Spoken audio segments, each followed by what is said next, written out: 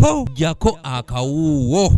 Save the Children has facilitated us with all this support. There are these new machines.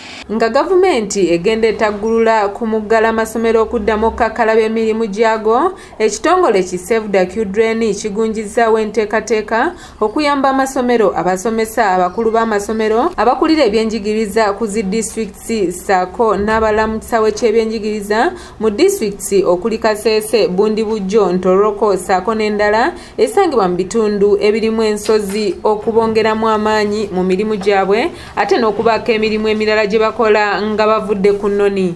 Ntoroko, Kasese, Bundibujjo, almost they are part of Save the Children fraternity in this region.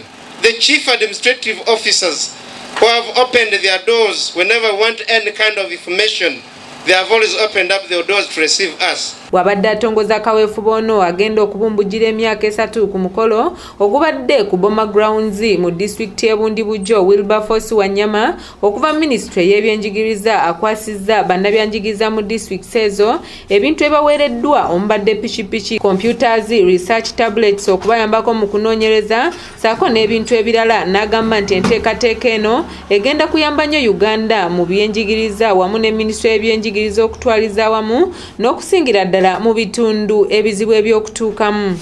Please, as you receive this support, it will be an embarrassment to the Ministry of Education and Sports to see that you have misused and abused the support. Let the support translate in improved learning for the children. The CCTs, you are there to offer professional support to the head teachers, to the teachers, the school management committees.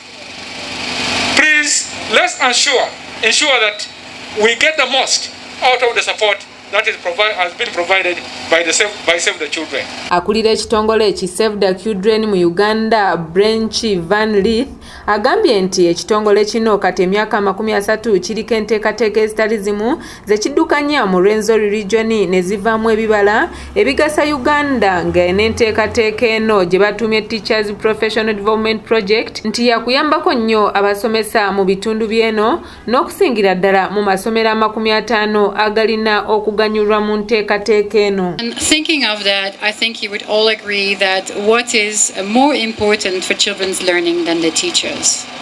If we think back of our childhood, we all remember that one teacher, and hopefully there were even more than one, who really changed our lives, who really brought that learning to us and gave us the direction that we needed at that point.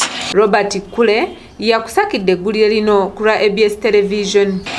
Let's put at least a single block for teachers to be accommodated at that school.